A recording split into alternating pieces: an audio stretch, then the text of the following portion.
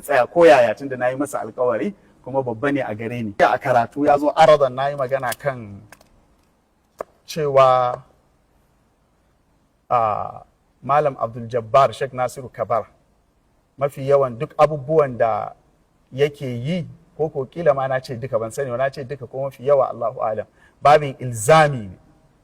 Wata ilzami shine ka ce mutum ya zo da magana sai ka ce ai wannan maganar taka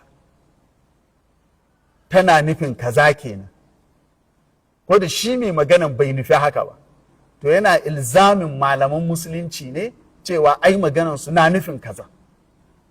To ya bani misali guda ɗaya a jiya wanda yake gaskiya ba ilzami ba ne. Amma ina so mu gane wani abu, wato ta'addanci ne sosai safir wannan maganan, ta'addanci ne, itida ne a janabin manzan Allah sallallahu alaihi wa sallam, safir.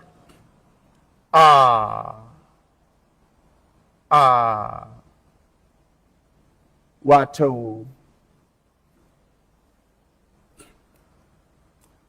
ba na son maimaita magana, amma dai magana tana da girma kwarai da gaske, tana da girma. Tuhuma ne ga Imamu Muslim da Abu Dawud da wasu wanda suka rawaita hadisi, ko tuhuma ga Anas ibn Malikin Allah ya kara masa yarda, wata magana wanda a ka'ida komin raunin musulmi matukan musulmi ne, to aka faɗi wannan maganan bai kamata yi wannan tunanin ba, komin raunin shi.